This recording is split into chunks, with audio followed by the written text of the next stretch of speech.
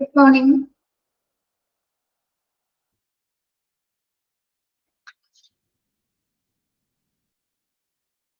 Good morning, ma'am.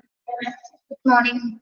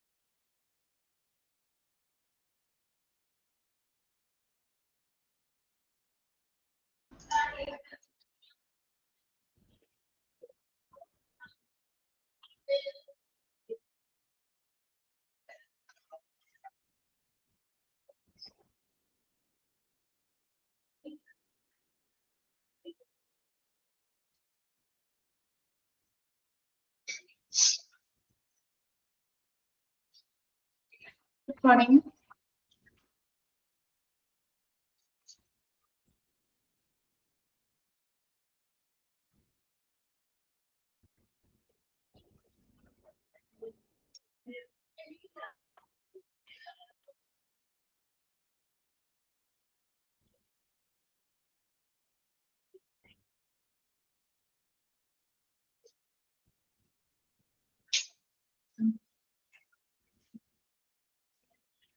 PDF കാണാമോ നമുക്ക്?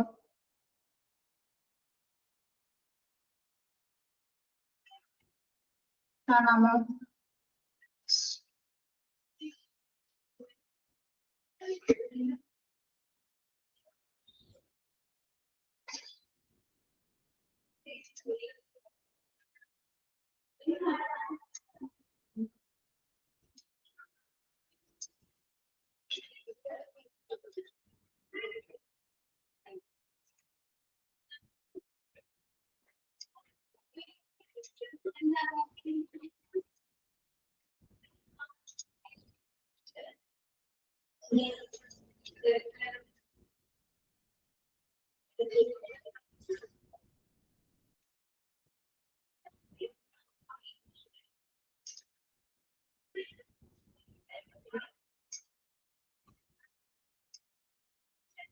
Okay. Morning to all. നമ്മൾ കഴിഞ്ഞ ക്ലാസ്സിലെ പ്രോസസ് ഓഫ് നെഗോഷിയേഷൻ എടുത്തല്ലേ? 3 phases. ആദ്യത്തെ ഫേസ് പറഞ്ഞിരുന്നു. ആദ്യത്തെ ഫേസ് ഏതാണ്? ഫസ്റ്റ് ഫേസ് ഏതാണ്? നെഗോഷിയേഷന്റെ ഫസ്റ്റ് ഫേസ് ഏതാ?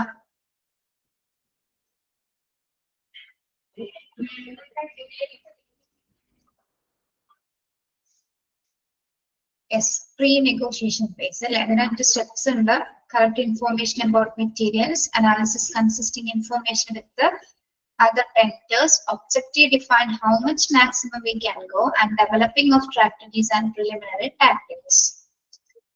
Okay. Next, രണ്ടാമത്തെ phase എന്ന് പറയുന്നത് meeting phase ആണ്. Will not be completed in one meeting. Second phase എന്താണ്? Meeting phase. മീറ്റിംഗ് നടക്കുന്ന അല്ലെങ്കിൽ ആ ഒരു കൂടിയാലോചന ഉടമ്പടി നടക്കുന്ന ഒരു ഘട്ടമാണ് കേട്ടോ. യെസ്, അതിനെ നമ്മൾ മൂന്നായിട്ട് ഡിവൈഡ് ചെയ്യുന്നു. Exploratory meeting, discussion meeting, agreement meeting. First one എന്താണ്? Exploratory meeting. Two parties introduce themselves and information analyzed. എന്താണ് എക്സ്പ്ലോറേറ്ററി മീറ്റിംഗ് എന്ന് പറയുന്നത്? Two parties introduce themselves and information analyzed. First ഒരു മീറ്റിംഗ് തുടങ്ങുമ്പോൾ തന്നെ എങ്ങനെയായിരിക്കും? ഹോസ്പിറ്റൽ പാർട്ടീസ് ഉണ്ടാവും, ഒരു കമ്പനിയുടെ പാർട്ടി ഉണ്ടായിരിക്കും അല്ലെ. രണ്ടുപേരും നമ്മൾ എന്ത് ചെയ്യുന്ന ഇൻട്രൊഡക്ഷൻ ആണ്, ഇൻട്രൊഡ്യൂസ് ചെയ്യുന്നതാണ് ആദ്യത്തെ ഘട്ടം എന്ന് പറയുന്നത്. ഓക്കെ, അതിനുശേഷം ഇൻഫർമേഷൻസ് ഒക്കെ അനലൈസ് ചെയ്യാനായിട്ട് അവർ ആരംഭിക്കുന്നു. ഓക്കെ, സ്വയം പരിചയപ്പെടുത്തുകയും പിന്നെ എന്താണ് മറ്റു കാര്യങ്ങൾ എന്താണ് ഇൻഫർമേഷൻ അതുമായി ബന്ധപ്പെട്ട കാര്യങ്ങൾ അനലൈസ് ചെയ്യാനായിട്ട് ആരംഭിക്കുന്നതാണ് എക്സ്പ്ലോറേറ്ററി മീറ്റിംഗിൽ ചെയ്യുന്നത്. ദെൻ സെക്കൻഡ് എന്താണ്? Discussion meeting. എന്തായിരിക്കും ഡിസ്കഷൻ മീറ്റിംഗ് എന്ന് പറയുന്നത്? ഇഷ്യൂ ഡിസ്കസ്ഡ് അല്ലെ, നമ്മുടെ മെറ്റീരിയൽസുമായി ബന്ധപ്പെട്ടിട്ടുള്ള, അതാണ് നമ്മുടെ ഇഷ്യൂ എന്ന് പറയുന്നത്. അതുമായി ബന്ധപ്പെട്ടിട്ടുള്ള ഡിസ്കഷൻ അവിടെ ആരംഭിക്കുന്നതാണ് ഡിസ്കഷൻ മീറ്റിംഗ് എന്ന് പറയുന്നത്. നമ്മുടെ ഇഷ്യൂസ് ഡിസ്കസ് ചെയ്യുന്നു. Okay, then agreement meeting. Agreement reached at and the contract is signed by both parties. Agreement meeting എന്ന് പറയുന്നത് എന്താണ്? Agreement reached at the contract is signed by both the parties. എന്താണ് മൂന്നാമത്തെ മീറ്റിംഗിന്റെ പ്രത്യേകത എന്തായിരിക്കും? അതൊരു എഗ്രിമെന്റ് മീറ്റിംഗ് ആണ് അല്ലെ. അതായത് നമ്മളുടെ ചർച്ചയൊക്കെ കഴിഞ്ഞതിന് ശേഷം രണ്ട് പാർട്ടീസും തമ്മിലുള്ള കൂടിയാലോചനയ്ക്ക് ശേഷം എന്താണ് അവസാനം നമ്മൾ അത് എന്ത് ചെയ്യുന്നത്? ഇരു പാർട്ടികളും കൂടി ചേർന്ന് അത് സൈൻ ചെയ്യുന്നത് അല്ലെങ്കിൽ ആ എഗ്രിമെന്റ് ഒപ്പിടുന്നതാണ് എഗ്രിമെന്റ് മീറ്റിംഗ് എന്ന് പറയുന്നത്. ഓക്കെ, യെസ്, ഒന്നുകൂടി നോക്കാം. നമ്മുടെ മീറ്റിംഗ് ഫേസസ് ഒരു മീറ്റിംഗ് ഒന്നും തന്നെ തീരുന്നില്ല. അതിനാൽ തന്നെ നമ്മളത് മൂന്നായിട്ട് ഡിവൈഡ് ചെയ്യുന്നു. എങ്ങനെയാണ്? Exploratory meeting. ഫസ്റ്റ് വൺ എന്താണ്? രണ്ട് പാർട്ടികളും തമ്മിലുള്ള ഇൻട്രൊഡക്ഷൻ ആണ് അവിടെ നടത്തുന്നത്. മറ്റ് ഇൻഫർമേഷൻസിനെ കുറിച്ചുള്ള അനാലിസിസും അവിടെ വിശകലനങ്ങളൊക്കെ നടക്കുന്നുണ്ട്. ഡിസ്കഷൻ മീറ്റിംഗ് എന്ന് പറയുന്നത് ആ ടോപ്പിക് എന്താണോ അതുമായി ബന്ധപ്പെട്ടുള്ള ഡിസ്കഷൻസ്. എഗ്രിമെന്റ് മീറ്റിംഗ് എന്ന് പറയുന്നത് എന്താണ്? രണ്ട് പാർട്ടീസും തമ്മിലുള്ള ഒരു കോൺട്രാക്ട് സൈൻ ചെയ്യുക, എഗ്രിമെന്റ് സൈൻ ചെയ്യുന്ന ഒരു സ്റ്റെപ്പാണ് എന്താ എഗ്രിമെന്റ് മീറ്റിംഗ് എന്ന് പറയുന്നത്. ഓക്കെ, ഇപ്പൊ മൂന്ന് മീറ്റിംഗ്സിന്റെ പേരൊന്ന് പഠിച്ചു വെക്കണം കേട്ടോ. Exploratory, discussion and agreement meeting. Clear ആണല്ലോ?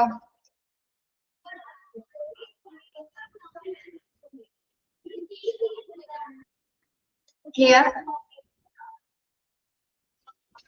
പിള്ളേരെ കേൾക്കുന്നില്ലേ?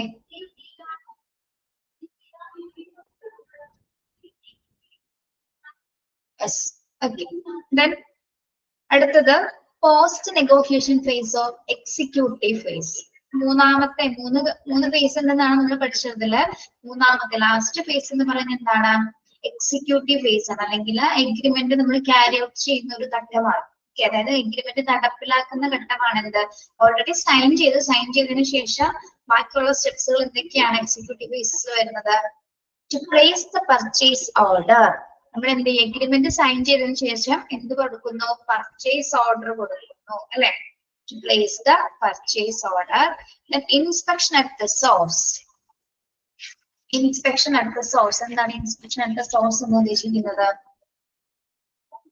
നമ്മൾ വാങ്ങുന്ന മെറ്റീരിയൽസ് എവിടെ നിന്നാണ്, അതായത് അവരുടെ ഉറവിടം, അവരുടെ സോഴ്സ് എവിടെ നിന്നാണ് അത് വരുന്നത്? മെറ്റീരിയൽസ് വരുന്നത് ഗോഡൌണിൽ നിന്നാണോ മറ്റേതെങ്കിലും പ്ലേസസിൽ നിന്നാണോ ചെക്ക് ചെയ്യും. ഓക്കെ, പരിശോധന. സോഴ്സ് എന്ന് ഉദ്ദേശിക്കുന്ന ഏത് ഉറവിടത്തിൽ നിന്നാണ് മെറ്റീരിയൽസ് വരുന്നത്? ഗോഡൌൺസ് ആണോ മറ്റേതെങ്കിലും ഏരിയാസ് ആണോ എന്നുള്ള കാര്യങ്ങൾ നമ്മൾ എന്ത് ചെയ്യും? യെസ്, അതായത് അവരുടെ ഓഫീസ് അടക്കം അത് കൃത്യമായിട്ട് എവിടെ നിന്നാണ് എത്തിച്ചേരുന്നത്, അതിന്റെ ഉറവിടം എവിടെയാണെന്ന് ഇൻസ്പെക്ട് ചെയ്യും. Okay, yes. പിന്നെന്താണ്? To receive a particular item in our stocks. to receive a particular item in our stores. എന്താണ്? To receive a particular item in our stores എന്ന് പറയുമ്പോൾ എന്താ ഉദ്ദേശിക്കുന്നത്?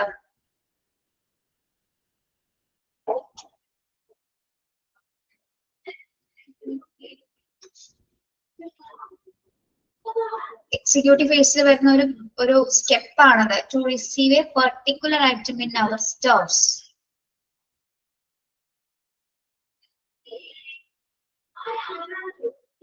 എന്താണ് വരുന്നത് എന്ന് നോക്കാം. ഒരു മിനിറ്റ് കണ്ടിച്ച് വരാം. ഇത് വായിച്ചു നോക്കട്ടെ അത് കംപ്ലീറ്റ്.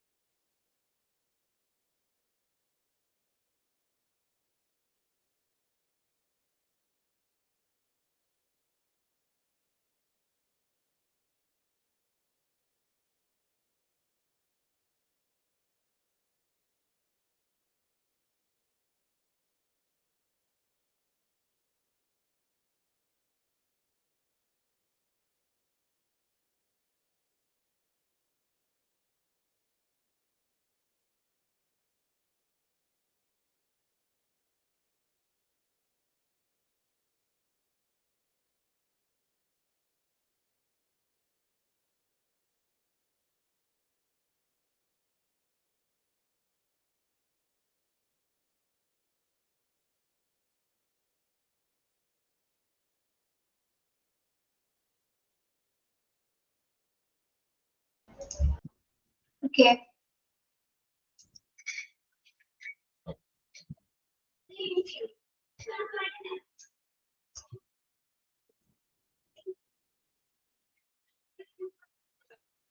Yes.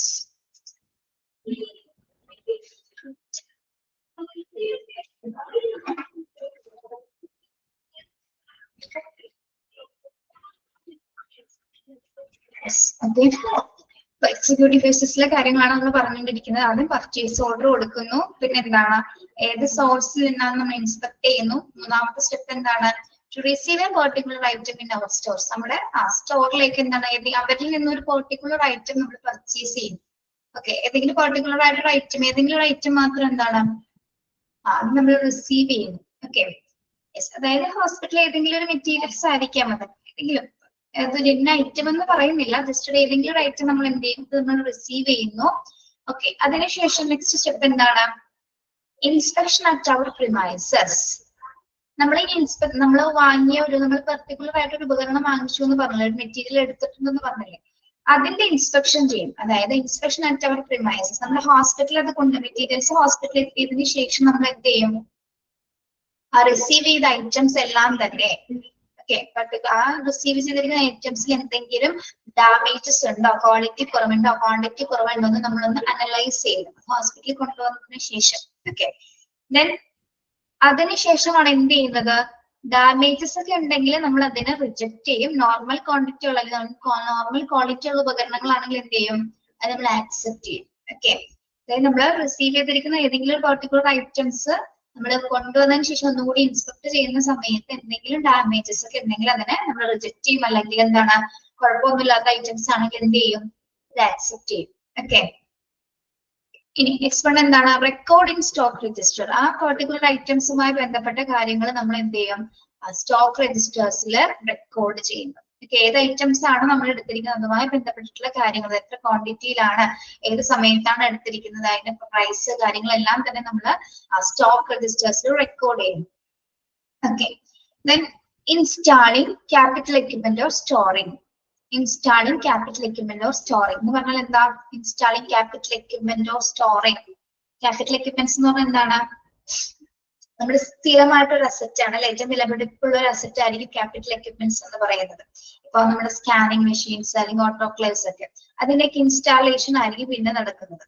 ദെൻ അതിനുശേഷം അത് ഇൻസ്റ്റാൾ ചെയ്തതിന് ശേഷമാണ് നമ്മൾ എന്ത് ചെയ്യുന്നത്, അതിന്റെ പേയ്മെന്റ്സുകൾ ബാക്കി ഡീറ്റെയിൽസ് ഒക്കെ തന്നെ കൈകാര്യം ചെയ്യുന്നത്. ഓക്കെ, അപ്പോ ഈ നെഗോഷിയേഷൻ ഫേസസിലെ മൂന്നാമത്തെ ഘട്ടത്തിൽ, അതായത് എക്സിക്യൂട്ടീവ് ഫേസസിൽ, അതായത് നമ്മൾ എഗ്രിമെന്റ് നടപ്പിലാക്കുന്ന ഘട്ടത്തിൽ ചെയ്യുന്ന കുറച്ച് സ്റ്റെപ്സുകളാണ് ഇപ്പൊ പറഞ്ഞത്. ഏതൊക്കെയാണ്? ഒന്ന് പർച്ചേസ് ഓർഡർ കൊടുക്കുന്നു, ദെൻ നമ്മൾ ഏത് സോഴ്സിൽ നിന്നാണ് അവർ ആ മെറ്റീരിയൽസ് കൊണ്ടുവരുന്നത് ഇൻസ്പെക്ട് ചെയ്യുന്നു. നമ്മൾ ഓർഡർ കൊടുത്ത മെറ്റീരിയൽസ്, പർട്ടിക്കുലർ ആയിട്ടുള്ള മെറ്റീരിയൽസ് നമ്മൾ എന്ത് ചെയ്യുന്നു, നമ്മുടെ സ്റ്റോറിലേക്ക് റിസീവ് ചെയ്യുന്നു. നമ്മുടെ സ്റ്റോറിൽ എത്തിയതിനു ശേഷം അതൊന്നുകൂടി നമ്മൾ ഇൻസ്പെക്ട് ചെയ്യും. ഇൻസ്പെക്ട് ചെയ്തതിനു ശേഷം ഡാമേജസ് ഉള്ളത് റിജക്ട് ചെയ്യും, ദെൻ ക്വാളിറ്റീസ് ഉള്ളതാണെങ്കിൽ നമ്മൾ അത് അക്സെപ്റ്റ് ചെയ്യും. ഓക്കെ, അല്ലെങ്കിൽ തിരിച്ചയക്കുന്നു. പിന്നെ ഇതുമായി ബന്ധപ്പെട്ട കാര്യങ്ങൾ നമ്മൾ സ്റ്റോക്ക് രജിസ്റ്റേഴ്സിൽ റെക്കോർഡ് ചെയ്യുന്നു. ദെൻ ക്യാപിറ്റൽ എക്യുപ്മെന്റ്സിൽ അല്ലെങ്കിൽ വില കൂടിയ എക്യുപ്മെന്റ്സുകളെല്ലാം തന്നെ ഇൻസ്റ്റാൾ ചെയ്യേണ്ട മെറ്റീരിയൽസ് എന്താണ്, അപ്പോൾ തന്നെ ഇൻസ്റ്റാൾ ചെയ്യും. അതിനുശേഷം അതിന്റെ പേയ്മെന്റ്സും കാര്യങ്ങളൊക്കെ ചെയ്യുന്നതോടുകൂടി അവർ എക്സിക്യൂട്ടീവ് ഫേസസ് അവിടെ അവസാനിക്കുന്നു. ഓക്കെ, മനസ്സിലായോ പറഞ്ഞത്? പോസ്റ്റ് നെഗോഷിയേഷൻ ഫേസോ എക്സിക്യൂട്ടീവ് ഫേസ് എന്ന് പറയുന്നത് ക്ലിയർ ആണോ? നമ്മള് പ്രോസസ് ഓഫ് നെഗോഷിയേഷൻ ആണ് ഇപ്പൊ പഠിച്ചത്. അതിന് 3 ഘട്ടങ്ങളുണ്ട്. ആ 3 ഘട്ടങ്ങളുടെ പേരുകൾ പഠിക്കണം കേട്ടോ. First pre negotiation, meeting phase and post negotiation phase or executive phases. Okay, പിന്നെ അതേപോലെ തന്നെ മീറ്റിംഗ് ഫേസസിലെ 3 മീറ്റിംഗ്സിന്റെ പേരുകളും ഓർത്ത് വെക്കുക. Exploratory, discussion and agreement meetings. അതുപോലെ തന്നെ എന്താണ്, എക്സിക്യൂട്ടീവ് ഫേസസിന്റെ സ്റ്റെപ്സുകൾ. ഓക്കെ, സിമ്പിൾ ആണ്, എളുപ്പമാണ് അത് പഠിക്കാനായിട്ട് കേട്ടോ. അതും ഒന്ന് പഠിക്കണം കേട്ടോ.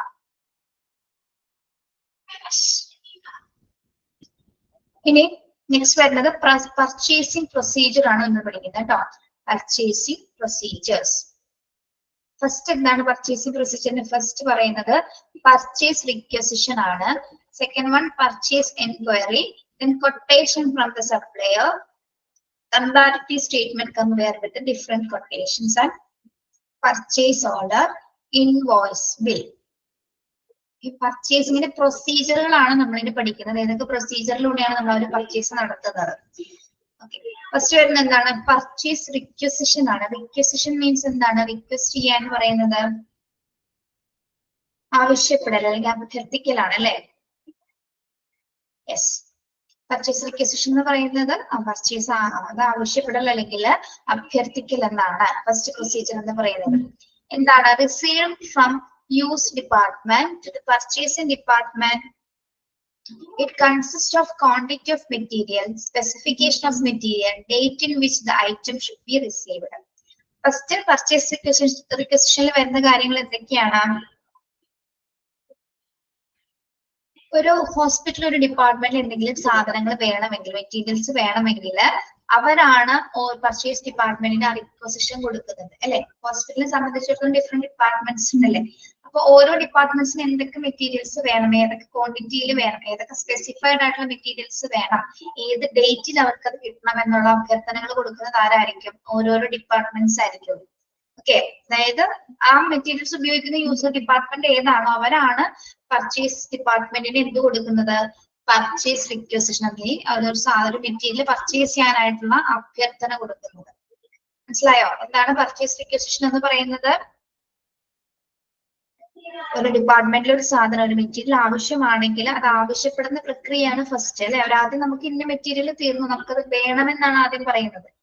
അത് വേണമെന്ന് പറയുമ്പോൾ എന്തൊക്കെ പറയും, എത്ര ക്വാണ്ടിറ്റി മെറ്റീരിയൽ, എത്രത്തോളം അളവിൽ വേണം, ഏതൊക്കെ സ്പെസിഫൈ ചെയ്തിരിക്കുന്ന മെറ്റീരിയൽസ് ആവശ്യമാണ്, യെസ് എന്നുള്ള കാര്യങ്ങളൊക്കെ ഇൻക്ലൂഡ് ചെയ്തിട്ടായിരിക്കും നമ്മൾ പർച്ചേസ് റിക്വസിഷൻ പർച്ചേസിംഗ് ഡിപ്പാർട്ട്മെന്റിൽ പർച്ചേസിംഗ് മാനേജർക്ക് കൊടുക്കുന്നത്. അതാണ് ഫസ്റ്റ് പ്രൊസീജിയർ. പർച്ചേസിംഗിന് ഫസ്റ്റ് പ്രൊസീജിയർ ആണ് പർച്ചേസ് റിക്വസിഷൻ അല്ലെങ്കിൽ പർച്ചേസ് ആവശ്യപ്പെടൽ അല്ലെങ്കിൽ അഭ്യർത്ഥിക്കല്. ഓക്കെ, ക്ലിയർ ആണോ?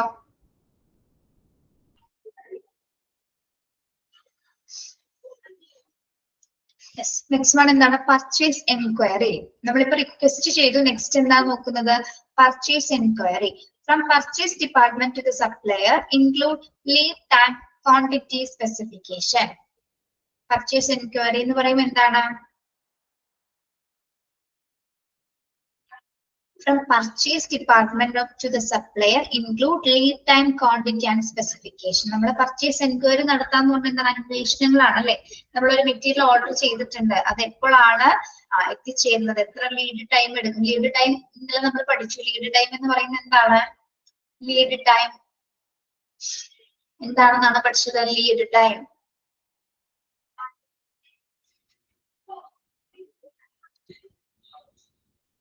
ഇന്നലെ പഠിച്ചതാണല്ലോ, ഒന്നില്ലേ?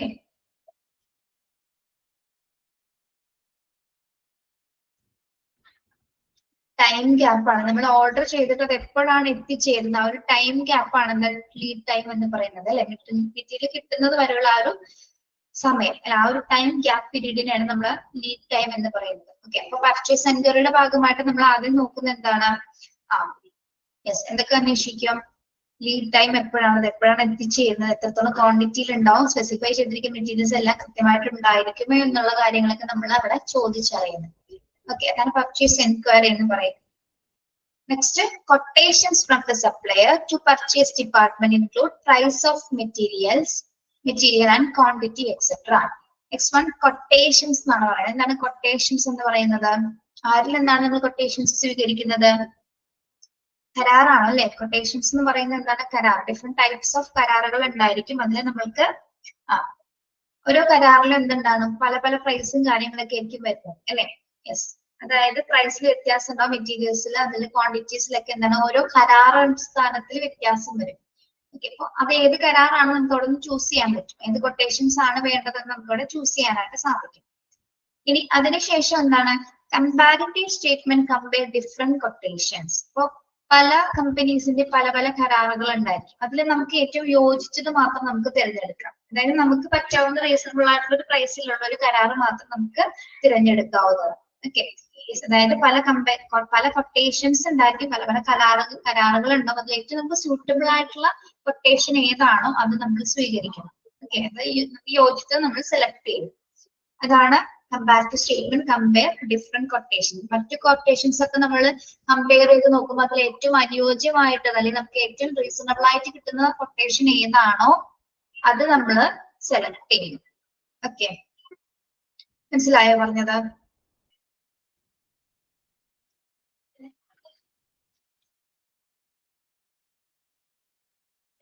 Yes,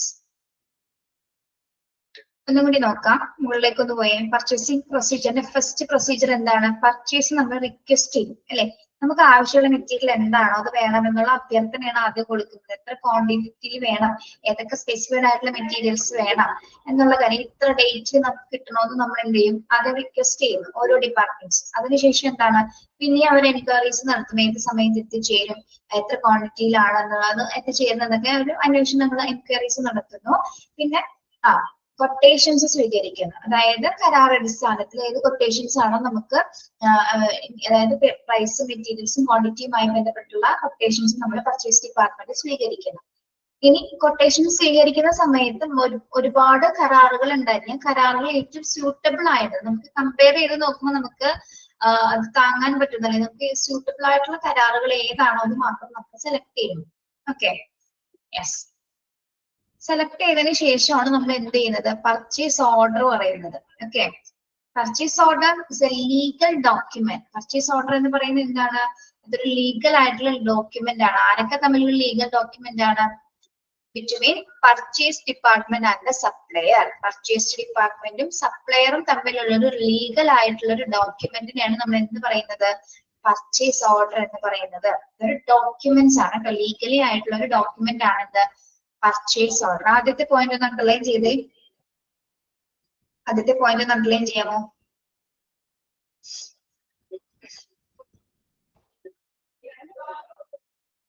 yes, the purchase order is a document created by the buyer and serves the purpose of ordering goods from the supplier. Every purchase order should contain the correct date, name and address of the hospital and supplies description of goods, price of the item, order number, terms and conditions, cash or credit purchase, mode of payment, cash, check, etc. Signature of the authorized person. Okay, എന്താണ് ഈ purchase ഓർഡറിന്റെ അതിൽ include ചെയ്തിരിക്കുന്ന കാര്യങ്ങൾ എന്തൊക്കെയെന്നാണ് നമ്മൾ പറയുന്നത് അല്ലെ. ഇതൊരു ലീഗൽ ആയിട്ടുള്ള ഡോക്യുമെന്റ്സ് ആണ്. ഇത് ആരാണ് ക്രിയേറ്റ് ചെയ്യുന്നത്? പർച്ചേസ് ഓർഡർ ക്രിയേറ്റ് ചെയ്യുന്നത് ആരാണ്? ആരാണ് ക്രിയേറ്റ് ചെയ്യുന്നത്? പർച്ചേസ് ഓർഡർ ക്രിയേറ്റ് ചെയ്യുന്നത് ആരാണ്? വാങ്ങുന്ന വ്യക്തിയാണ് അല്ലെ. വാങ്ങുന്ന വ്യക്തി ബയർ ആണ്. വാങ്ങുന്ന വ്യക്തിയാണ് പർച്ചേസ് ഓർഡർ ക്രിയേറ്റ് ചെയ്യുന്നത്. ഓക്കെ, അപ്പൊ അതിൽ എന്തൊക്കെ കാര്യങ്ങൾ ഉണ്ടായിരിക്കാം? എന്തൊക്കെ കാര്യങ്ങൾ ഉണ്ടായിരിക്കാം? ആ ഗുഡ്സുമായി ബന്ധപ്പെട്ട അല്ലെ, നമ്മൾ ഉപയോഗിക്കാൻ പോകുന്ന മെറ്റീരിയൽസുമായി ബന്ധപ്പെട്ടിട്ടുള്ള ഡീറ്റെയിൽസ് ആണ്. ഓക്കെ, അതായത് ഏതൊക്കെ കറക്റ്റ് ഡേറ്റ് അല്ലെ, അതിന്റെ കൃത്യമായിട്ടുള്ള ഡേറ്റ്, അതേപോലെ തന്നെ നെയിം, ഏത് മെറ്റീരിയൽ ആണ്, അഡ്രസ്, ഹോസ്പിറ്റൽ അഡ്രസ് അതിൽ കൊടുക്കുന്നു, സപ്ലൈസ് ഹോസ്പിറ്റൽ ആൻഡ് സപ്ലൈസിന്റെ അഡ്രസ് കൊടുക്കുന്നു, ഗുഡ്സിന്റെ ഒരു ഡിസ്ക്രിപ്ഷൻ ഉണ്ടായിരിക്കും, ഏത് മെറ്റീരിയൽസ് ആണ് അതിൻ്റെതായിട്ടുള്ള പാർട്സ്, ബാക്കിയുള്ള സ്പെയർ പാർട്സും കാര്യങ്ങളൊക്കെ എല്ലാ കാര്യങ്ങളൊക്കെ അടങ്ങുന്ന ഒരു ഡിസ്ക്രിപ്ഷൻ ഉണ്ടായിരിക്കും. അതിൽ ഒരു ഐറ്റവുമായി ബന്ധപ്പെട്ട് പല ഫീച്ചേഴ്സ് ഉള്ള ഐറ്റംസ് ഉണ്ടാവും അല്ലെ. അപ്പൊ അതിന്റെ ഒരു ഡിസ്ക്രിപ്ഷൻ കൂടി അതിലുണ്ടായിരിക്കും. Okay, then price of the item അതിലുണ്ടായിരിക്കും, ഓർഡർ നമ്പർ, നമ്മൾ ഓർഡർ ചെയ്തിരിക്കുന്ന നമ്പർ ഏതാണോ അതുണ്ടായിരിക്കും, പിന്നെ ടേംസ് ആൻഡ് കണ്ടീഷൻസ്, നമ്മൾ ക്യാഷ് ആണോ ക്രെഡിറ്റ് പർച്ചേസ് ആണോ എന്നുള്ളതിന്റെ ടേംസ് ആൻഡ് കണ്ടീഷൻസ് കൊടുത്തിരിക്കും, mode of payment, cash or cheque etcetera, cash ആണോ ചെക്ക് ആണോ കൊടുക്കുന്നുള്ളതായിരിക്കും. പിന്നെ എന്താണ്, signature of the authorised person, last അതിൽ വരുന്ന എന്താണ്, ഒരു ഓതറൈസ്ഡ് പേഴ്സന്റെ സിഗ്നേച്ചറോട് കൂടിയാണ് ഈ ലീഗൽ ഡോക്യുമെന്റ് അവസാനിക്കുന്നത്. ഓക്കെ, പർച്ചേസ് ഓർഡർ ക്രിയേറ്റ് ചെയ്യുന്നത് ബയർ ആണ് അല്ലെ. യെസ്, അപ്പൊ അതിൽ എന്തൊക്കെ കാര്യങ്ങളാണ് ഇൻക്ലൂഡ് ചെയ്തിരിക്കുന്നത് പർച്ചേസ് ഓർഡറിലെ? ഒരു നിയമപരമായിട്ടുള്ള രേഖയാണ്, അത് ഇമ്പോർട്ടന്റ് ആണ് കേട്ടോ. ലീഗൽ ഡോക്യുമെന്റ്സ് ആണ്. എന്തുകൊണ്ടാണ് ഇതിന്റെ ലീഗൽ ഡോക്യുമെന്റ്സ് എന്ന് പറയാൻ കാരണം? അതായത് ഹോസ്പിറ്റലിൽ ഇത്തരം മെറ്റീരിയൽസ് ഒക്കെ ചൂസ് ചെയ്യുന്ന സമയത്ത്, ഇത്തരം ഓർഡർ കൊടുക്കുന്ന സമയത്ത് എന്തെങ്കിലും തരത്തിൽ മിസ്റ്റേക്സ് ഒക്കെ വന്നു കഴിഞ്ഞാൽ നമുക്ക് ഈ ഒരു ലീഗൽ ഡോക്യുമെന്റ്സ് ഉണ്ടെങ്കിൽ മാത്രമേ ഒരു കേസ് ലീഗൽ ആയിട്ടുള്ള ആക്ഷൻസ് ഒക്കെ എടുക്കാനായിട്ട്, അല്ലെങ്കിൽ ലീഗൽ കോംപ്ലിക്കേഷൻസ് വന്നാൽ അതിന് ഫർദർ ആക്ഷൻസ് എടുക്കാനായിട്ട് നമ്മുടെ കയ്യിൽ ഓൾറെഡി ഇത് ഉണ്ടായിരിക്കേണ്ടത് അത്യാവശ്യമാണ്. ഓക്കെ, അപ്പൊ അതിൽ എന്തൊക്കെ കാര്യങ്ങൾ ഇൻക്ലൂഡ് ചെയ്യുന്നുണ്ട്?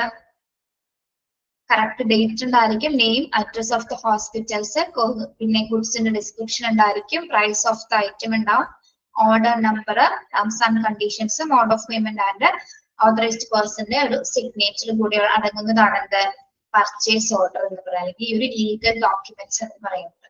ഓക്കെ, എപ്പോഴും ചോദിക്കുന്ന ക്വസ്റ്റ്യൻ ഇത് ആരാണ് ക്രിയേറ്റ് ചെയ്യുന്നതാണ് ചോദിക്കാറ് കേട്ടോ. പർച്ചേസ് ഓർഡർ ക്രിയേറ്റ് ചെയ്യുന്നത് ആരാണ്? ബയ്യർ ആണ് അല്ലെ, വാങ്ങുന്ന വ്യക്തിയാണത് ക്രിയേറ്റ് ചെയ്യുന്നത്. ഓക്കെ, ക്ലിയർ ആണോ?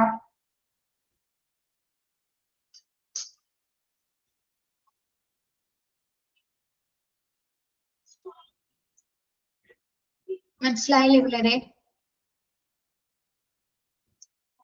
Yes. Next one, invoice bill. Invoice or bill, invoice or bill എന്നുള്ളത് നമ്മൾ പഠിച്ചിട്ടുണ്ട് അല്ലെ, ഓർമ്മയുണ്ടോ? ഫസ്റ്റ് തുടക്കത്തിൽ പഠിച്ചിട്ടുണ്ട്. The invoice is created by the supplier and shows how much the buyer requires to pay for goods bought from the supplier. എന്താണ് invoice bill എന്ന് പറയുന്നത്? എന്താണ്? സപ്ലയറിന് ഇൻവോയ്സ് ബില്ലിൽ എന്തൊക്കെ കാര്യങ്ങൾ ഉണ്ടായിരിക്കും എന്നാണ് നമ്മൾ പറഞ്ഞത്. Invoice ബില്ലില്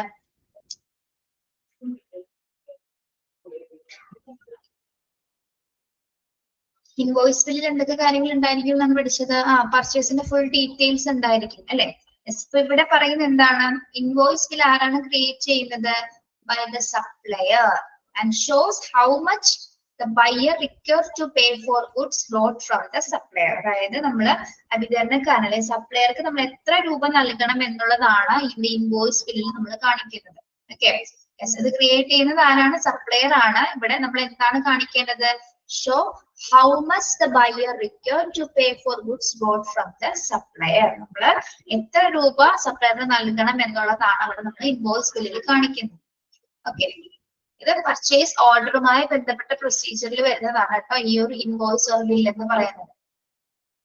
Then given by the supplier to the purchase department, when the item is distributed, the bills are cleared by the finance and accounts department. ഇനി നമ്മള് സപ്ലയർക്ക് എന്ത് കൊടുത്തു കഴിഞ്ഞാലാണ് ഇൻവോയ്സ് ബില്ല് കൊടുത്തതിന് ശേഷം മറ്റ് ഐറ്റംസ് എല്ലാം തന്നെ ഡിസ്ട്രിബ്യൂട്ട് ചെയ്യുന്നു. അതിനുശേഷം എന്താണ്, ഈ ബില്ലുകളെല്ലാം തന്നെ നമ്മൾ എങ്ങോട്ടേക്കാണ് ആഡ് ചെയ്യുന്നത്? എല്ലാ ഫിനാൻസുകളും ക്ലിയർ ചെയ്തതിന് ശേഷം നമ്മൾ എന്ത് ചെയ്തിരിക്കും? The bills are cleared by the finance or account departments. അപ്പൊ ഈ മെറ്റീരിയൽസുമായി ബന്ധപ്പെട്ട് വരുന്ന ബിൽസുകളെല്ലാം കൈകാര്യം ചെയ്തത് ക്ലിയർ ചെയ്യുന്നത് ഫിനാൻസ് ഡിപ്പാർട്ട്മെന്റ് അല്ലെങ്കിൽ അക്കൗണ്ടിംഗ് ഡിപ്പാർട്ട്മെന്റ്സ് ആയപ്പോൾ അത്തരം കാര്യങ്ങൾ അത് കൈകാര്യം ചെയ്തിട്ട് ക്ലോസ് ചെയ്യുന്നത്. ഓക്കെ, യെസ്, മനസ്സിലായോ പറഞ്ഞത്? ഇപ്പൊ ഇൻവോയ്സ് ബില്ല് ക്രിയേറ്റ് ചെയ്യുന്നത് ആരാണ്? സപ്ലയർ ആണ് ഇൻവോയ്സ് ബില്ല് ക്രിയേറ്റ് ചെയ്യുന്നത്. നമ്മൾ സപ്ലയറിന് എത്രത്തോളം രൂപയാണ് അവിടെ കൊടുക്കാനുള്ളത് എന്നുള്ള കാര്യങ്ങൾ അതിൽ കൃത്യമായി രേഖപ്പെടുത്തിയിട്ടുണ്ടായിരിക്കും. അതിനുശേഷം നമ്മൾ എന്താണ്, പർച്ചേസ് ചെയ്ത ഐറ്റം ഡിസ്ട്രിബ്യൂട്ട് ചെയ്യുന്നു. ഡിസ്ട്രിബ്യൂട്ട് ചെയ്തതിനു ശേഷം എല്ലാ ബിൽസുകളും ഫിനാൻസ് ഡിപ്പാർട്ട്മെന്റ് അല്ലെങ്കിൽ അക്കൗണ്ട് ഡിപ്പാർട്ട്മെന്റ്സ് അത് ക്ലിയർ ചെയ്യുന്നു. ഓക്കെ, അതോടുകൂടി പർച്ചേസിംഗ് പ്രൊസീജിയേഴ്സുകൾ അവസാനിക്കുന്നു. ഓക്കെ, ബിൽസ് ക്ലിയർ ചെയ്യുന്നത് കൂടിയിട്ടാണ് നമ്മുടെ പ്രൊസീജിയറുകൾ അവസാനിക്കുന്നത് കേട്ടോ. എന്നോട് പറയാം, പർച്ചേസ് പ്രൊസീജിയറിന് ഫസ്റ്റ് നമ്മൾ ഒരു റിക്വസ്റ്റ് കൊടുക്കുന്നു, ഏതൊക്കെ വേണമെന്നുള്ളത് റിക്വസ്റ്റ് കൊടുക്കുന്നു. പിന്നെ അതിനുശേഷം അതിന്റെ എൻക്വയറീസ് നടത്തുന്നത്, എപ്പോഴാണ് എത്തിച്ചേരുന്നത്, എത്രത്തോളം ടൈം എടുക്കുന്നുള്ള എൻക്വയറീസ് നടത്തും. ഇനി കൊട്ടേഷൻസ് ഏതൊക്കെയാണെന്നുള്ളത് നമ്മൾ പർച്ചേസ് ഡിപ്പാർട്ട്മെന്റിൽ നിന്ന് സപ്ലയറിൽ നിന്ന് നമ്മൾ സ്വീകരിക്കുന്നു. സപ്ലയറിൽ നിന്ന് കൊട്ടേഷൻസ് നമ്മൾ സ്വീകരിക്കുന്നു. അതിൽ എന്തൊക്കെ അടങ്ങിയിട്ടുണ്ടായിരിക്കും? Include price, material and quantity. പിന്നെ നമ്മൾ ഈ കൊട്ടേഷൻസിൽ ഏറ്റവും യോജിച്ച കരാറ് മാത്രം നമ്മൾ അവിടെ കമ്പയർ ചെയ്ത് സെലക്ട് ചെയ്യുന്നു. ഇനി ഒരു ലീഗൽ ഡോക്യുമെന്റ്സ് ക്രിയേറ്റ് ചെയ്യുന്നത്, ലീഗൽ ഡോക്യുമെന്റ് ക്രിയേറ്റ് ചെയ്യുന്നത്, ഈ പർച്ചേസ് ഓർഡർ ക്രിയേറ്റ് ചെയ്യുന്നത് ഒരു ബയർ ആയിരിക്കും. അതിൽ മെറ്റീരിയൽസുമായി ബന്ധപ്പെട്ട അല്ലെങ്കിൽ അതിന്റെ ക്യാഷ് പേയ്മെന്റ്സുമായി ബന്ധപ്പെട്ട എല്ലാ കാര്യങ്ങളും അതിൽ കൊടുത്തിട്ടുണ്ടായിരിക്കും. ഓർഡർ നമ്പർ അടക്കം അതിലുണ്ടായിരിക്കും. അതോടൊപ്പം തന്നെ എന്താണ്, ഓതറൈസ്ഡ് ആയിട്ടുള്ള ഒരു പേഴ്സന്റെ സിഗ്നേച്ചറും അതിലുണ്ടായിരിക്കും. ഇനി ഇൻവോയ്സ് ബിൽ എന്ന് പറയുന്നത് എന്താണ്? ഇവിടെ ഇത് സപ്ലയർ ആണ് ക്രിയേറ്റ് ചെയ്യുന്നത് അല്ലെ. Invoice bill is created by the supplier and show how much the buyer required to pay for goods brought from the supplier. ഇതാണ് സപ്ലയർക്ക് എത്രത്തോളം എമൗണ്ട് ആണ് നമ്മൾ അവിടെ രൂപ നൽകാനുള്ളത് എന്നുള്ളതാണ് ഇൻവോയ്സ് ബില്ലിൽ നമ്മൾ കാണിക്കുന്നത്. ഓക്കെ, ഇത് എല്ലാ ബിൽസും ക്ലിയർ അതൊക്കെ ഇൻവോയ്സ് ബില്ല് കൊടുത്തതിന് ശേഷം എന്താണ്, നമ്മുടെ പെർട്ടിക്കുലർ ഐറ്റം ഏതാണോ അത് നമ്മൾ എന്ത് ചെയ്യുന്നു, പർച്ചേസ് ചെയ്യുന്നത്. എല്ലാ ഐറ്റംസും ഡിസ്ട്രിബ്യൂട്ട് ചെയ്യുന്നത് ഡിപ്പാർട്ട്മെന്റ്സിലേക്കാണ് ഡിസ്ട്രിബ്യൂട്ട് ചെയ്യുന്നു. അതിനുശേഷം എന്താണ്, the bills are clear by the finance or accounts departments. Bills clear ചെയ്യുന്നതോടുകൂടി ആ പ്രൊസീജിയേഴ്സ് അവിടെ അവസാനിക്കുന്നു. ഓക്കെ, ക്ലിയർ ആണോ?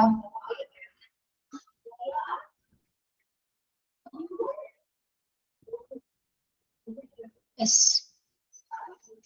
ഇനി ഇവിടെ താഴെ കൊടുത്തിരിക്കുന്നത് നമ്മളിപ്പോ പറഞ്ഞതിന്റെ ഒരു സമ്മപ്പ് പോലെയാണ് കൊടുത്തിരിക്കുന്നത് കേട്ടോ.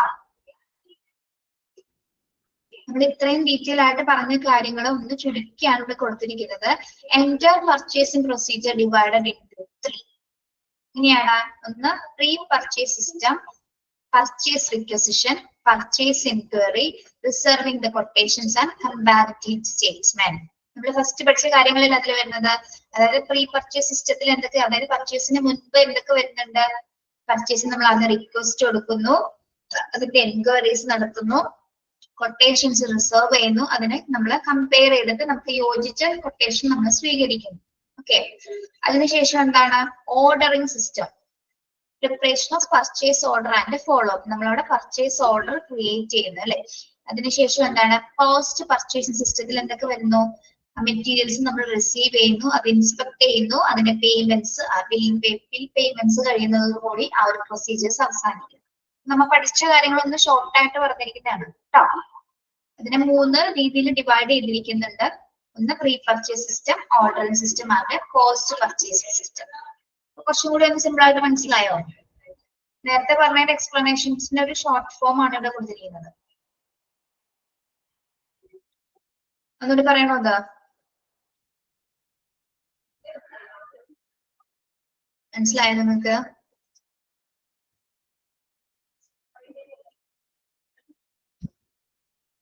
എന്തെങ്കിലും ഒന്ന് പറയുന്നില്ലേ? ഇല്ലെങ്കിൽ ഇല്ല, ഉണ്ടെങ്കിൽ എന്താ? യെസ്, ഒന്നുകൂടി പറയാം. പർച്ചേസ് ഓർഡർ നമ്മൾ 3 ഡിവൈഡ് ചെയ്തിട്ട് ഷോർട്ട് ഫോമിൽ പറഞ്ഞിരിക്കുന്നതാണ്. നമ്മൾ ആദ്യം എന്ത് ചെയ്യുന്നു, ഏത് മെറ്റീരിയൽ വേണമെന്ന് നമ്മൾ ആദ്യം അഭ്യർത്ഥിക്കും, റിക്വസ്റ്റ് കൊടുക്കും, അതിനെ പറ്റിയുള്ള എൻക്വയറീസ് നടത്തും. നമ്മൾ അത് അവിടെ ഏത് കരാറാണെന്ന് നമ്മൾ സ്വീകരിക്കും. പല പല കരാറുകൾ നമ്മൾ എന്ത് ചെയ്യും, കമ്പയർ ചെയ്തിട്ട് ഏതാണോ നമ്മൾക്ക് സ്വീകാര്യമായത് നമ്മൾ സെലക്ട് ചെയ്യും. പിന്നെ അതിന്റെ എന്താണ് പർച്ചേസിങ് ഓർഡർ കൊടുക്കും, അതിന്റെ ഫോളോ അപ്സ് കൊടുക്കും. കോസ്റ്റ് പർച്ചേസിംഗ് സിസ്റ്റത്തിൽ എന്താണ് നമ്മൾ ഓർഡർ കൊടുത്ത മെറ്റീരിയൽസ് വന്നതിന് ശേഷം നമ്മൾ റിസീവ് ചെയ്യുന്നു, അതൊന്ന് ഇൻസ്പെക്ട് ചെയ്ത് നോക്കുന്നു, അതിന് എന്തെങ്കിലും കേടുപാടുകളുണ്ടോ, മെയിൻ്റെനൻസ് ഒക്കെ ആവശ്യമാണോ എന്ന് ചെക്ക് ചെയ്യുന്നു. പിന്നെ പേയ്മെന്റ് കൊടുക്കുന്നതോടെ ആ പ്രൊസീജിയർ അവസാനിക്കും. ഇത്രയേ ഉള്ളൂ കേട്ടോ. ഓക്കെ, നെക്സ്റ്റ് വൺ എന്താണ്? Capital equipment purchase. Capital equipment എന്ന് പറഞ്ഞാൽ എന്താണ്? ഏറ്റവും കൂടുതൽ വില കൊടുത്ത് വാങ്ങിക്കുന്ന ഉപകരണങ്ങളായിരിക്കും അല്ലെ. ഹോസ്പിറ്റലിൽ ഏറ്റവും കൂടുതൽ വില കൂടിയ ഉപകരണങ്ങൾ ഏതൊക്കെയാ? ക്ലാസ് ബോറടിക്കണ്ടോ നമുക്ക്? ബോറടിക്കാൻ ഈ ഒരു ടോപ്പിക് ആയതുകൊണ്ടായിരിക്കും കേട്ടോ. ഓക്കെ, ഏറ്റവും കൂടിയ ഉപകരണങ്ങൾ എന്താണ്? ഹോസ്പിറ്റലിൽ ഏറ്റവും വില കൂടിയ ഉപകരണങ്ങൾ ഏതായിരിക്കും?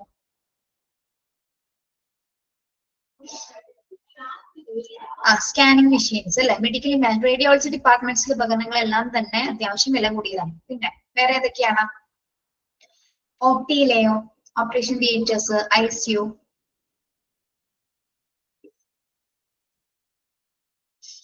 അല്ലെ? യെസ്, പ്രധാനമായും നമ്മൾ എന്തായാലും സ്കാനിങ് മെഷീൻസ് അല്ലെങ്കിൽ മെഡിക്കൽ ഇമാജിൻസ് ആയിട്ടുള്ള ഡിവൈസസുകൾക്കാണ് ഏറ്റവും പൈസ കൂടുതൽ വരുന്നത്. ഓക്കെ, എക്സ്റേ മെഷീൻസ് ആണ്, MRI ആണെങ്കിലും അല്ലെങ്കിൽ CT ആണെങ്കിലും ഇതിനൊക്കെ എന്താണ് മെഷീൻസിന് വില കൂടുതലാണ്. ഓക്കെ, ഇപ്പൊ ഹോസ്പിറ്റലിൽ മേജർ ആയിട്ടുള്ള ക്യാപിറ്റൽ എക്യുപ്മെന്റ്സിന്റെ പർച്ചേസ് എങ്ങനെയാണെന്നാണ് പറയുന്നത്. ഓക്കെ, ഇപ്പൊ മേജർ ഇൻവെസ്റ്റ്മെന്റ് ഇൻ ഹോസ്പിറ്റലിലെ ഏറ്റവും കൂടുതൽ നിക്ഷേപം നമ്മൾ ചെലവഴിക്കുന്നത് ഏറ്റവും വില കൂടിയ ഉൽപ്പന്നങ്ങൾക്ക് വേണ്ടിയിട്ടാണ് അല്ലെ. ഇപ്പൊ നമ്മുടെ വീട്ടിലെ ഏറ്റവും വില കൂടിയ ഒരു ഉൽപ്പന്നം എന്ന് പറയുന്നത് എന്തായിരിക്കും? നമ്മുടെ വീട്ടിൽ ഒരു എക്സാമ്പിൾ പറയാൻ കേട്ടോ, നമ്മുടെ വീട്ടിലെ ഏറ്റവും വില കൂടിയ ഒരു ഉൽപ്പന്നം ഉണ്ടെങ്കിൽ അത് ഏതായിരിക്കും? ഒരു ക്യാപിറ്റൽ ഇൻവെസ്റ്റ്മെന്റ് ഏതായിരിക്കും? നമ്മുടെ കാർ ഉള്ളവരാണെങ്കിൽ കാർ ആയിരിക്കോ, സൈക്കിൾ ആയിരിക്കോ? സൈക്കിൾ ആയിരിക്കും, കാർ ആയിരിക്കും ക്യാപിറ്റൽ എക്യുപ്മെന്റ്? കാറാണ് അല്ലെ. എന്തുകൊണ്ടാണ്? കാറാണ് നമ്മൾ ഏറ്റവും കൂടുതൽ വില കൊടുത്ത് വാങ്ങി പർച്ചേസ് ചെയ്തിരിക്കുന്ന ഒരു മെറ്റീരിയൽ എന്ന് പറയുന്നത് അല്ലെ.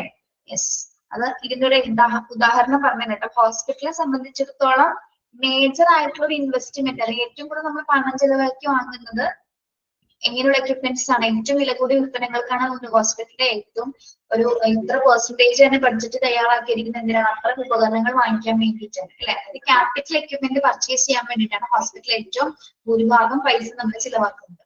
ഓക്കെ, ഇനി അതായത് ക്യാപിറ്റൽ എക്യുപ്മെന്റ് പർച്ചേസ് ചെയ്യുമ്പോഴുള്ള കാര്യങ്ങളാണ് നമ്മൾ പറയുന്നത്. ഹോസ്പിറ്റലിൽ ഏറ്റവും പ്രധാന നിക്ഷേപമാണ് എന്തായാലും പ്രധാനമായിട്ടുള്ള ഒരു ഇൻവെസ്റ്റ്മെന്റ് ആണ് ക്യാപിറ്റൽ എക്യുപ്മെന്റ്സുകൾ. അതേപോലെ നോൺ റിപ്പീറ്റേറ്റീവ് പർച്ചേസ് ആണ്. ഇത് റിപ്പീറ്റ് ചെയ്ത് വാങ്ങിക്കാൻ പറ്റുമോ? റിപ്പീറ്റ് ചെയ്ത് വാങ്ങിക്കാൻ പറ്റുമോ? ഓൾറെഡി ഇത്രയും വില കൊടുത്ത് വാങ്ങിച്ച സാധനം ഇടയ്ക്കിടക്ക് വാങ്ങിക്കാൻ വേണ്ടിയല്ല നമ്മൾ വാങ്ങിക്കുന്നത് അല്ലെ. അതിന് വേണ്ടിയിട്ടാണ് കൃത്യമായ ചെക്കിംഗ് ഒക്കെ ചെയ്തിട്ടാണ് നമ്മൾ വാങ്ങിക്കുന്നത്.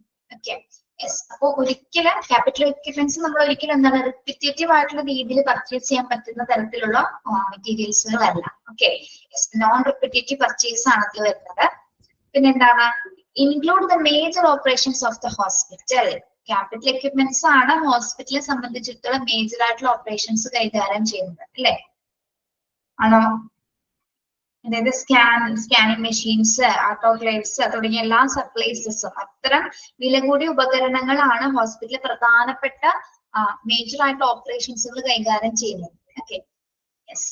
അതായത് ഏത് എക്യുപ്മെന്റ്സുകളാണ്? ക്യാപിറ്റൽ എക്യുപ്മെന്റ്സ് ആണ് ഹോസ്പിറ്റലിലെ മേജർ ആയിട്ടുള്ള എന്താണ് ഓപ്പറേഷൻസ് കൈകാര്യം ചെയ്യുന്നത്.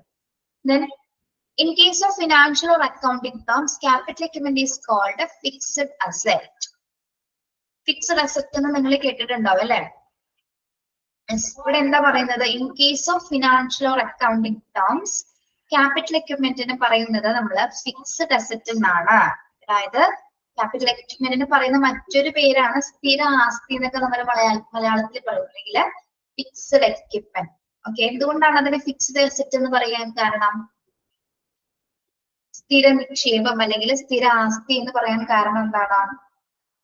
നമ്മളിത് ഇടയ്ക്കിടക്ക് പർച്ചേസ് ചെയ്യുന്നതല്ല. ഏറ്റവും വില കൂടിയ ഏറ്റവും വില കൊടുത്ത് വാങ്ങുന്ന എക്യുപ്മെന്റ്സുകളാണ് ക്യാപിറ്റൽ എക്യുപ്മെന്റ്സ്. നമ്മൾ എപ്പോഴും എന്താണ് സ്ഥിര ആസ്തിയാണ്. ഇപ്പൊ കാറ് വാങ്ങിക്കുന്നത് നമ്മള് ദീർഘകാലം നിലനിൽക്കാൻ വേണ്ടിയിട്ടാണ് അത് ഉപയോഗിക്കുന്നത് അല്ലെ.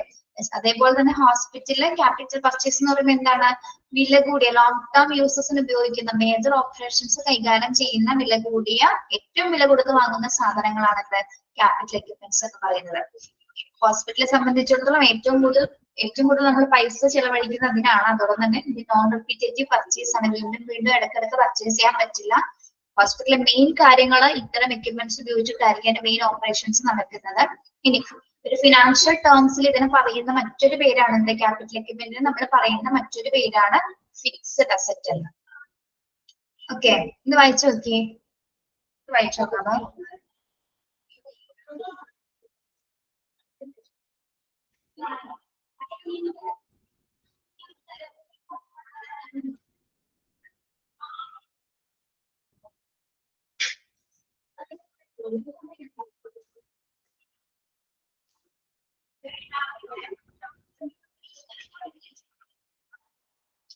എന്തെങ്കിലും മനസ്സിലാവണില്ലെങ്കിൽ ടീച്ചറിനോട് തന്നെ പറയണം കേട്ടോ, ക്ലിയർ ആവണില്ല.